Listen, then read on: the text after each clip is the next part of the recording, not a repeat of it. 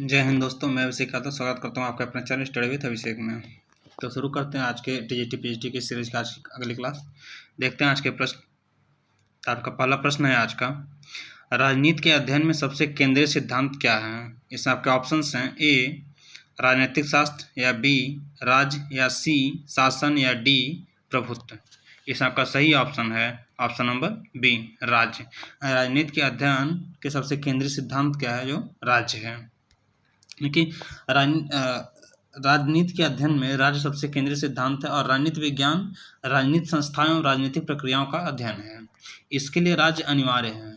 राज्य के लिए अनिवार्य तत्व जनसंख्या, निश्चित भूभाग, सरकार एवं संप्रभुता है। यानी कि राज्य के लिए जो आवश्यक तत्व हैं वो आपके चार आवश्यक तत्व हैं, जिसमें सबसे महत्वपूर्ण है कि जनसंख्या होनी चाहिए, निश्चित भूभाग होना चाहिए, सरकार होनी चाहिए और वहाँ पे संप्रभुता होनी चाहिए। ये आपके राज्य के अनिवार्य तत्व हैं। और राजनीति मूलतः इन्हीं का व्यापक अध्ययन करता है। जो राजनीति है इन्हीं चार तत्वों का व्यापक अध्ययन करता है, यानी जनसंख्या का, निश्चित भूभाग का, सरकार का और संप्रभुता का। अगला प्रश्न देखते हैं। डेविड स्टर्न के अनुसार निम्न में से कौन सी राजनीतिक व्यवस्था में नियामक कार्यविधियां होती हैं? इसमें आपके ऑप्शंस हैं ए सामाजिक सांस्कृतिक मानदंड, या बी संप्रेषण मार्ग, या सी निस्सारक क्षमताएं, या डी वितरणात्मक क्षमताएं। इसमें आपका सही ऑप्शन है ऑप्शन नंबर ए सामाजिक सांस्कृतिक मानदंड। यानी कि डेविड स्टर्न के व्यवस्था सिद्धांत में अत्यधिक मांगों को रोकने के लिए नियामकीय तंत्रों को आवश्यक माना गया है, जो कि मांगों को नियंत्रित करते हैं। यानी कि सामाजिक सांस्कृतिक मानदंडों को मांग पर नियंत्रण रहता है, जिसका कार्य यह जांच करना है कि कौन सी मांगें उचित हैं और कौन सी उचित नहीं है, यानी कौन सी मांगें उचित हैं और कौन सी अनुचित हैं। ये आपका इसका कार्य है। अगला प्रश्न, राजनीतिक विज्ञान में व्यवहार क्रांति के जनक के रूप में किसे जाना जाता है? इसमें आपके ऑप्शंस हैं ए डेविड स्टर्न, या बी लैरी डायमंड, या सी बिल किमलिका, या डी गुन्नार मेडल। इसमें आपका सही ऑप्शन है option number A David stern. राजनीति विज्ञान में व्यवहार क्रांति के जनक के रूप में डेविड स्टर्न को जाना जाता है। इनके अतिरिक्त रॉबर्ट डहल और हाइंजिउलो को व्यवहारिक क्रांति में विशेष योगदान है। और राजनीति विज्ञान में व्यवहारवाद एक ऐसा प्रभावशाली राजनीतिक सिद्धांत है जिसने राजनीतिक अध्ययन करने में मूल्यों को तरजीह देने का विरोध किया है। यानी कि यह राजनीति को प्राकृतिक विज्ञानों के तर्ज पर समझना चाहती है। अगला प्रश्न देखते हैं। स्टर्न ने वर्ष 1969 में राजनीति विज्ञान में किस प्रकार अपने प्रचंड संशोधन का वर्णन किया है? इसमें आपके ऑप्शंस हैं ए प्रति सुधार यानी काउंटर रिफॉर्मेशन, या सी बी वास्तविक क्रांति, या सी पूर्व अध्ययन में संशोधन, या डी अपने पूर्व शोध को त्याग देना। इसमें आपका सही ऑप्शन है ऑप्शन नंबर बी वास्तविक क्रांति। जो है आपके ये डेविड स्टर्न ने 1969 में जो राजनीति विज्ञान के में आपके क्या बोलते हैं अपने प्रचंड संशोधन के रूप में आपको वर्णन किया था, अपना वास्तविक क्रांति के रूप में। राजनीति व्यवहार के अध्ययन में व्यवहारवाद राजनीति, उसकी संरचनाओं, प्रक्रियाओं आदि के बारे में वैज्ञानिक व्याख्या प्रस्तुत करने का प्रयास करता है। व्यवहारवाद की सबसे बड़ी कमी यह है कि यह राजनीति विज्ञान को प्राकृतिक विज्ञान बनाने पर जोर देने लगा, और इसकी कमियों को दूर करने के लिए स्टर्न ने 1969 में राजनीति विज्ञान को अपने प्रचंड संशोधन का वर्णन यानी वास्तविक क्रांति के रूप में किया है। अगला प्रश्न देखते हैं। किसने कहा राजनीति मूल्यों का आधिकारिक आवंटन है? इसमें आपके ऑप्शंस हैं ए स्टीफन एल वास्बी, या बी जॉन मेज, या सी आमंड, या डी डेविड स्टर्न। इसमें आपका सही ऑप्शन है option number D David Stern. यानी राजनीतिक मूल्यों का आधिकारिक आवंटन है, यह आपका डेविड स्टर्न जी का कथन है।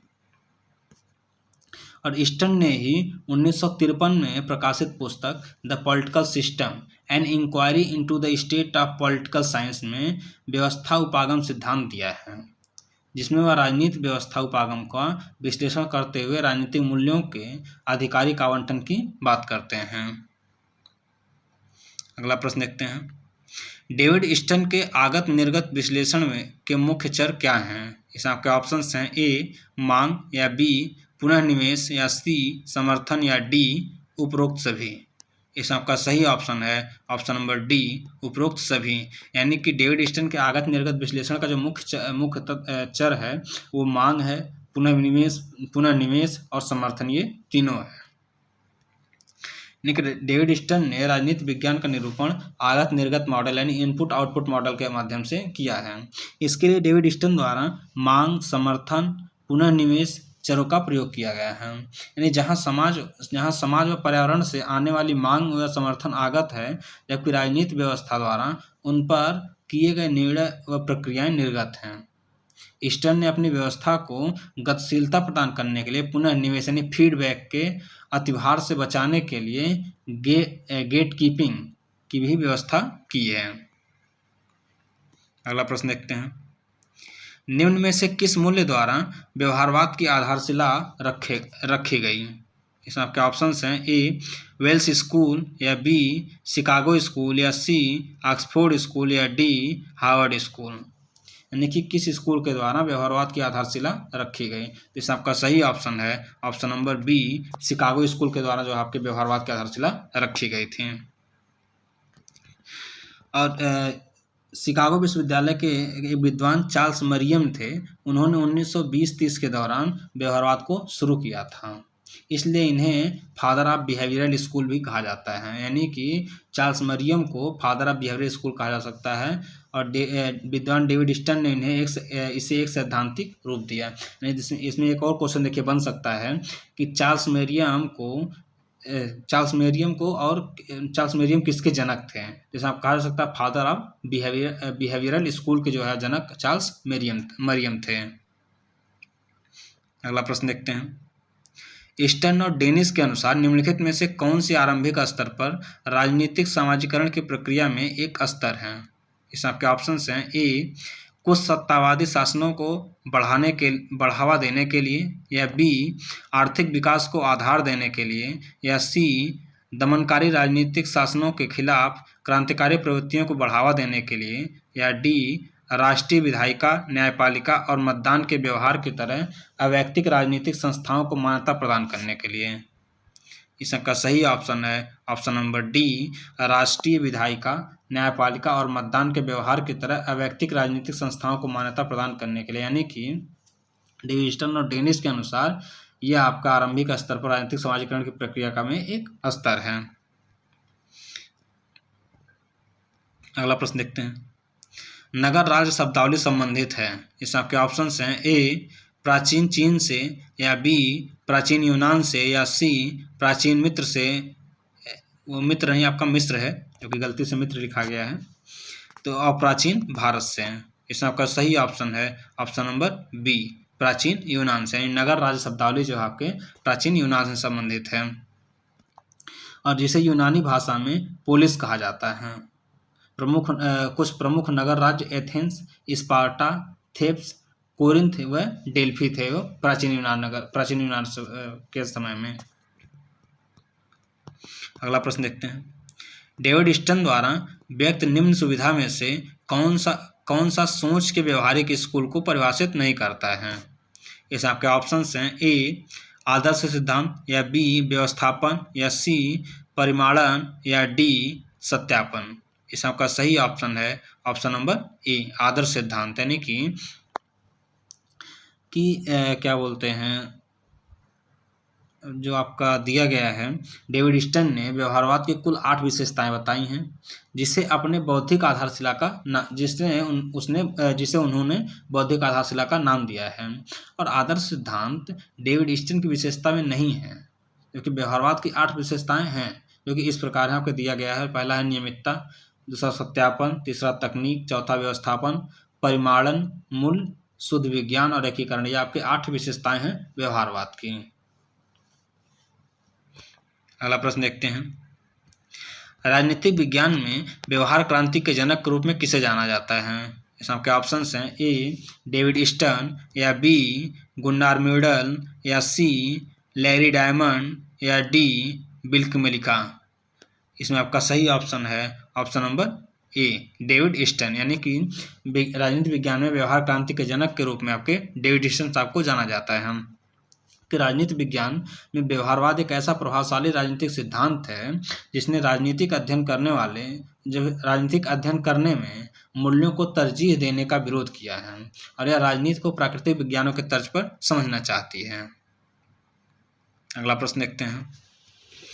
निम्नलिखित में से यह किसका कथन है कि राजनीति व्यवहार का अर्थ बौद्धिक प्रवृत्ति तथा ठोस शैक्षणिक आंदोलन दोनों है? इसमें आपके ऑप्शंस हैं ए आर.ए. डहल, या बी डेविड ईस्टन, या सी आर्थर बेंटले, या डी जी.एम. आलमोंड। इसमें आपका सही ऑप्शन है option number B David Easton. यानी कि डेविड ईस्टन जी का कथन है कि राजनीति व्यवहार का अर्थ बौद्धिक प्रवृत्ति तथा ठोस शैक्षणिक आंदोलन दोनों है। अगला प्रश्न देखते हैं। डेविड ईस्टन ने मांगों के संदर्भ में आगतों के 4 प्रकारों की पहचान की थी, वे कौन से हैं? इसमें आपके ऑप्शंस हैं ए व्यवहार का विनियमन, राजनीतिक व्यवस्था में भागीदारी, वस्तुओं और सेवाओं का आवंटन, संप्रेषण और सूचना, या बी वस्तुओं और सेवाओं का आवंटन, व्यवहार का विनियमन, आर्थिक व्यवस्था में भागीदारी, संप्रेषण और सूचना, या सी सामाजिक व्यवस्था में भागीदारी, वस्तुओं और सेवाओं का आवंटन, संप्रेषण और सूचना, व्यवहार का विनियमन, या डी संप्रेषण और सूचना, अंतर्राष्ट्रीय व्यवस्था में भागीदारी, वस्तुओं और सेवाओं का आवंटन, व्यवहार का विनियमन। इस सबका सही ऑप्शन है ऑप्शन नंबर ए, यानी व्यवहार का विनियमन, राजनीतिक व्यवस्था में भागीदारी, वस्तुओं और सेवाओं का आवंटन और संप्रेषण की सूचना, ये जो है आपके क्या बोलते हैं मांगों के संदर्भ में आगतों के 4 प्रकार की पहचान थी ईस्टन साहब के द्वारा। अगला प्रश्न देखते हैं। निम्नलिखित में से कौन सा कथन सही नहीं है? इसका के ऑप्शंस हैं ए पारंपरिक राजनीतिक सिद्धांत अनुशासन मूलक और मानकीय है, या बी व्यवहारवादी राजनीतिक सिद्धांत एकरूपताओं और नियमितताओं से जुड़ा हुआ है, या सी उत्तर व्यवहारवादी राजनीतिक सिद्धांत कार्रवाई और संगतता से जुड़ा हुआ है, या डी उत्तर व्यवहारवादी राजनीतिक सिद्धांत समग्रात्मक नहीं है। इसमें आपका सही ऑप्शन है ऑप्शन नंबर डी उत्तर व्यवहारवादी राजनीतिक सिद्धांत समग्रात्मक नहीं है। यह कथन आपका गलत है, यानी कि सही नहीं है। और इसमें कहा गया है कि राजनीति विज्ञान के क्षेत्र में उत्तर व्यवहारवादी क्रांति का सूत्रपात व्यवहारवाद के विकास में योगदान देने वाले डेविड ईस्टन ने ही किया था, और डेविड ईस्टन ने व्यवहारवाद में आई कमियों को दूर करने के लिए उत्तर व्यवहारवाद को जन्म दिया था। अगला प्रश्न देखते हैं। राजनीति शास्त्र के अध्ययन के व्यवहारवादी उपागम के विकास के उत्तरदायी राजनीतिक वैज्ञानिक कौन था? इसमें आपके ऑप्शंस हैं ए कार्ल पामर, या बी डेविड ईस्टन, या सी लॉर्ड ब्राइस, या डी एमिल बोरेल। इसमें आपका सही ऑप्शन है option number B David Easton. यानी कि राजनीति शास्त्र के अध्ययन में व्यवहारवादी उपागम के विकास उत्तरदायी राजनीतिक वैज्ञानिक डेविड ईस्टन हैं, जबकि व्यवहारवाद का आशय मानव के प्रेक्षण योग्य व्यवहार का अध्ययन करना है। व्यवहारवाद का मूल उद्देश्य जो है ये राजनीति विज्ञान में एक सामान्य सिद्धांत का निर्माण करना है, जैसा कि प्राकृतिक विज्ञानों में होता है। अगला प्रश्न देखते हैं। निम्नलिखित में से कौन से 2 सही हैं? इसमें दिया है 4 ऑप्शन दिए हैं, कौन से 2 सही हैं इसमें आपको देखना है। ए ऑगस्ट काम्टे के अनुसार प्रेक्षण प्रयोग व तुलना मुख्य विधियां हैं, बी ब्लंटसली के अनुसार दार्शनिक व ऐतिहासिक विधियां सही विधियां होती हैं, या सी समकालीन समय में बहुत कम विचार व्यवहारवादी व आगमनात्मक यानी इंडक्टिव विधियों का उपयोग करते हैं, या डी जॉन रॉल्स से निगमनात्मक व मताग्रही विधियों का उपयोग किया था। अब इसमें आपके ऑप्शंस हैं ए व बी दोनों सही हैं, या बी व डी सही हैं, या सी ए व सी सही हैं, या डी बी व सी सही हैं। तो आपका सही ऑप्शन है ऑप्शन नंबर ए व बी सही है। यानी कि ऑगस्ट काम्टे के अनुसार प्रेक्षण प्रयोग व तुलना मुख्य विधियां हैं, ये सही है। दूसरा ब्लंटसली के अनुसार दार्शनिक व ऐतिहासिक विधियां सही विधियां होती हैं, ये दोनों ऑप्शन आपके सही हैं, दोनों कथन आपके सही हैं, जबकि सी और डी आपके गलत हैं। अगला प्रश्न, निम्नलिखित में से कौन एक राजनीतिक व्यवहारवाद की विशेषता नहीं है? इसमें आपके ऑप्शंस हैं ए अनुभववाद, या बी अंतर्विषयक दृष्टिकोण, या सी राजनीतिक मूल्यों को प्राथमिकता, या डी वैज्ञानिक पद्धति। इसमें आपका सही ऑप्शन है ऑप्शन नंबर सी, राजनीतिक मूल्यों को प्राथमिकता। यह आपका जो है राजनीतिक व्यवहारवाद की विशेषता नहीं है। राजनीतिक मूल्यों को प्राथमिकता राजनीतिक व्यवहारवाद की विशेषता नहीं है। जिसमें दिया गया है कि अब ये आपको बताते हैं कि रॉबर्ट डहल के अनुसार जो है व्यवहारवादी क्रांति परंपरागत राजनीतिक विज्ञान की असफलताओं के प्रति असंतोष का परिणाम है, और इस क्रांति का उद्देश्य राजनीतिक विज्ञान को अधिक वैज्ञानिक बनाना है। व्यवहारवाद अपनी प्रकृति से एक अनुभवी वैज्ञानिक उपागम है जो राजनीतिक घटनाओं एवं तथ्यों को वैज्ञानिक व्याख्या करता है। यानी कि व्यवहारवाद जो है अपनी प्रकृति का अनुभववादी वैज्ञानिक उपागम से, जो उसको ये दोनों उपागम हैं उनके उस हिसाब से जो राजनीतिक घटनाओं एवं तथ्यों को वैज्ञानिक व्याख्या करता है। जबकि व्यवहारवाद के विकास में योगदान देने वाली कुछ महत्वपूर्ण रचनाएं इस प्रकार हैं। जैसे पहला है ग्राहम वालास की रचना है ह्यूमन नेचर इन पॉलिटिक्स, जो 1908 में प्रकाशित हुई थी। आर्थर बेंटले की पुस्तक है द प्रोसेस ऑफ गवर्नमेंट, 1908 में प्रकाशित हुई थी। ये भी इनमें व्यवहारवाद को विशेष महत्व दिया गया इन दोनों पुस्तकों में। और दूसरा व्यवहारवाद के विकास में चार्ल्स मेरियम की पुस्तक न्यू एस्पेक्ट ऑफ पॉलिटिक्स, जो कि 1925 में प्रकाशित हुई थी, उसका भी एक महत्वपूर्ण स्थान है। और हेराल्ड लासवेल की एक रचना है politics who get what when how, जो कि 1936 में प्रकाशित हुई, इसका भी जो है व्यवहारवाद में एक महत्वपूर्ण स्थान है। अगला प्रश्न देखते हैं, प्रासंगिकता के सिद्धांत का संबंध है। इसमें आपके ऑप्शंस हैं ए मार्क्सवाद से, या बी उदारवाद से, या सी उत्तर व्यवहारवाद से, या डी व्यवहारवाद से। इसमें आपका सही ऑप्शन है ऑप्शन नंबर सी, उत्तर व्यवहारवाद से। यानी प्रासंगिकता के सिद्धांत का संबंध जो है आपके उत्तर व्यवहारवाद से है। उत्तर व्यवहारवाद मूलतः व्यवहारवाद का आमूल संशोधन है। जैसे मतलब थोड़ा बहुत संशोधन करके आपका व्यवहारवाद जो था उसी का संशोधन करके थोड़ा सा उसको उत्तर व्यवहारवाद का नाम दिया गया है। एक्शन और क्रेडो ऑफ रिलेवेंस यानी इसके प्रमुख आयाम हैं उत्तर व्यवहारवाद के। अगला प्रश्न देखते हैं, संरचनात्मक प्रकार्यात्मक सिद्धांत का संबंध है। इसमें आपके ऑप्शंस हैं ए राज्य के भविष्य से, या बी राज्यों के उद्देश्य से, या सी राज्य की कार्यविधि से, या डी राज्यों की उत्पत्ति से। इसमें आपका सही ऑप्शन है ऑप्शन नंबर सी, राज्यों की कार्यविधि से। यानी संरचनात्मक प्रकार्यात्मक सिद्धांत का संबंध जो है आपके राज्य के कार्यविधि से है, और यह सिद्धांत राज्य की क्षमताओं एवं क्रियाओं के आधार पर राज्य के कार्य व्यवहार की समीक्षा करता है। अगला प्रश्न देखते हैं, निम्नलिखित में से कौन निवेश निर्गत सिद्धांत से संबंधित है, यानी कि इनपुट निवेश निर्गत सिद्धांत से। इसमें आपके ऑप्शंस हैं ए ईस्टर्न, या बी आमंड, या सी कापलान, या डी लासवेल। इसमें आपका सही ऑप्शन है ऑप्शन नंबर ए ईस्टर्न, यानी कि निवेश निर्गत सिद्धांत से जो आपके ईस्टर्न साहब संबंधित हैं, जो कि इनकी इस ईस्टर्न ने निवेश निर्गत सिद्धांत को प्रतिपादन अपनी पुस्तक पॉलिटिकल सिस्टम में किया था, जो कि 1953 में प्रकाशित हुई थी। अगला प्रश्न देखते हैं, राजनीतिक व्यवस्था के संरचनाओं तथा प्रकारों के आधार पर कौन व्याख्या करता है। इसमें आपके ऑप्शंस हैं ए हेराल्ड लासवेल, या बी डेविड स्टर्न, या सी डेविड एप्टर, या डी अमंड। यानी कि पूछ रहा है कि राजनीतिक व्यवस्था के संरचनाओं तथा प्रकारों के आधार पर कौन व्याख्या करता है। इसमें आपका सही ऑप्शन है ऑप्शन नंबर डी, आमंड साहब जो आपके राजनीतिक व्यवस्था के संरचनाओं तथा प्रकारों के आधार पर व्याख्या करते हैं। आमंड ने 1911 से लेकर 2002 तक गए हैं राजनीतिक व्यवस्था के संरचनाओं तथा प्रकारों के आधार पर व्याख्या करते हैं, जो कि 1970 के दशक में आमंड ने इस संकल्पना का विकास किया था। अगला प्रश्न देखते हैं, किसने माना है कि राजनीतिक मूल्यों का आधिकारिक निर्धारण है। इसमें आपके ऑप्शंस हैं ए सैमुअल जॉनसन, या बी मैकियावेली, या सी लॉर्ड एक्टन, या डी ईस्टर्न।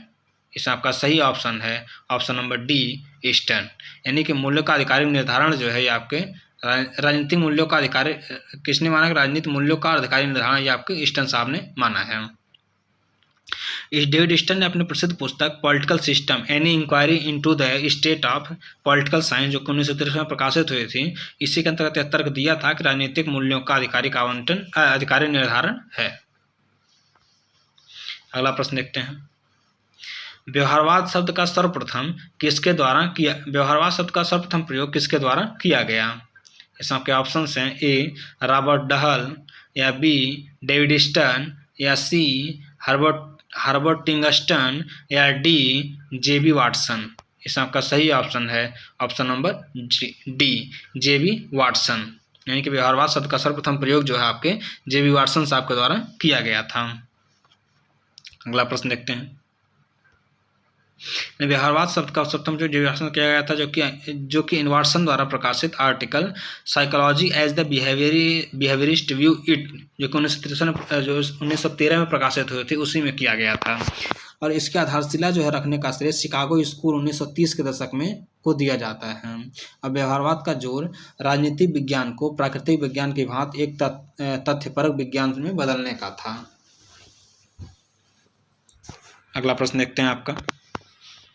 उत्तर व्यवहारवादी क्रांति प्रारंभ करने के लिए व्यवहारवाद पर सर्वप्रथम आक्रमण किसके द्वारा किया गया?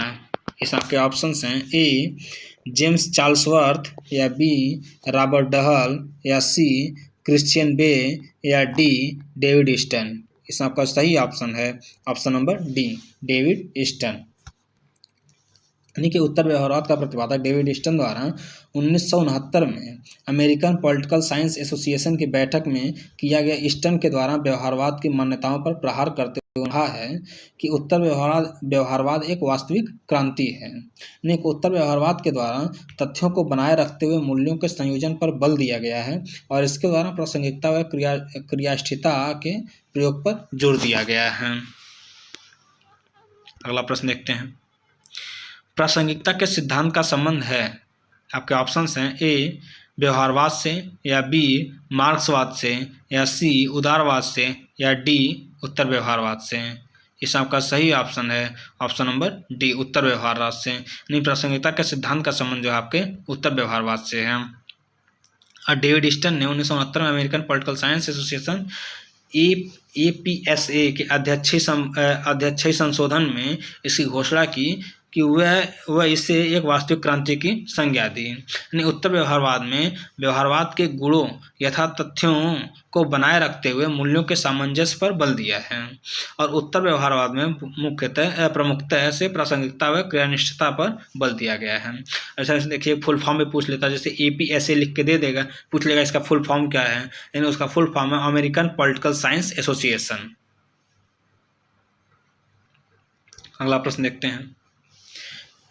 किसने माना है कि राजनीतिक मूल्यों का आधिकारिक निर्धारण है? इसमें आपके ऑप्शंस हैं ए ईस्टन, या बी मैकियावेली, या सी सैमुअल जॉनसन, या डी लॉर्ड एक्टन। इसमें आपका सही ऑप्शन है ऑप्शन नंबर ए ईस्टन।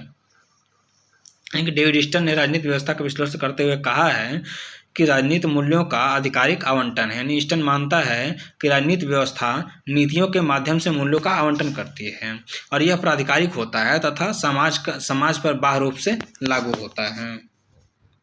अगला प्रश्न देखते हैं। निम्नांकित में से कौन निवेश निर्गत सिद्धांत से संबंधित है? इसमें आपके ऑप्शन हैं ए कापलान, या बी आमंड, या सी ईस्टन, या डी लासवेल। इसमें आपका सही ऑप्शन है option number C Easton. David Easton ने 1953 में व्यवस्था विश्लेषण के अंतर्गत आगत निर्गत सिद्धांत यानी इनपुट आउटपुट मॉडल प्रस्तुत किया था और ईस्टन ने राजनीतिक व्यवस्था का विश्लेषण निवेश व निर्गत के माध्यम से किया, जहां निवेश समाज का पर्यावरण से आने वाली मांग व समर्थन है और ईस्टन ने आगत के अंतर्गत मांगों और समर्थन यानी प्रत्येक चार रखा और बताया कि राजनीतिक व्यवस्था के विश्लेषण में अत्यधिक गति पाई जाती है। वह यह है कि व्यवस्था सदैव चलती है, इसे पुनर्निवेश के माध्यम से गतिशीलता मिलती है। उसने राजनीतिक व्यवस्था को सूचना यानी मांग के अधिभार से बचाने हेतु गेट कीपिंग की भी व्यवस्था की थी। अगला प्रश्न देखते हैं। A system analysis of political life के लेखक कौन है? इसमें आपके ऑप्शंस हैं, ए मार्टिन ए कपलन, या बी पीटर एच मर्कल, या सी डेविड स्टर्न, या डी कार्ल जे फ्रीडरिक। इसमें आपका सही ऑप्शन है option number C David Stern, यानी कि system analysis of political life के लेखक जो आपके डेविड स्टर्न हैं। अगला प्रश्न देखते हैं, निम्नलिखित में से कौन सी परंपरागत राजनीतिक सिद्धांत की विशेषता नहीं है? इसमें आपके ऑप्शंस हैं, ए महान मुद्दों का अध्ययन, या बी मानव व्यवहार का अन्वेषण, या सी आदर्श राज्य का अन्वेषण, या डी दार्शनिक वृत्ति। इसमें आपका सही ऑप्शन है ऑप्शन नंबर बी मानव व्यवहार का अन्वेषण जो है आपके परंपरागत राजनीतिक सिद्धांत की विशेषता नहीं है।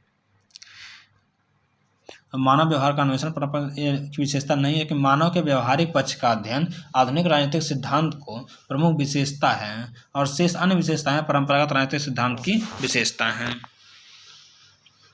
अगला प्रश्न देखते हैं, परंपरागत राजनीतिक सिद्धांत के समर्थन के रूप में निम्नलिखित में से कौन सा युग्म सम्मिलित नहीं है? इसमें आपके ऑप्शंस हैं, ए हन्ना आरेंट विचारधारा और राजनीतिक सिद्धांत के बीच असंगति से संबंधित है, या बी माइकल ओकसाट यानी अनुभव का दार्शनिक विश्लेषण से संबंधित है, या सी जॉर्ज सेबाइन ऐतिहासिक अध्ययन उचित उपागम के रूप में है इससे संबंधित हैं, या डी चार्ल्स मेरियम मानव व्यवहार के नियंत्रण के लिए सिद्धांत से संबंधित हैं। इसमें आपका सही ऑप्शन है option number D Charles Merriam मानव व्यवहार के नियंत्रण के लिए सिद्धांत इससे संबंधित नहीं है, या आपका युग्म सम्मिलित सही नहीं है। यानी कि आप चार्ल्स मेरियम संबंधित कैसे थे, तो चार्ल्स मेरियम आपके जो है व्यवहारवादी राजनीतिक विज्ञान के बौद्धिक जनक के रूप में जाने जाते थे, न कि ये मानव व्यवहार के नियंत्रण के लिए सिद्धांत से संबंधित थे। आज के लिए इतना ही, मिलते हैं अगले क्लास में। जय Hind, thank you so much.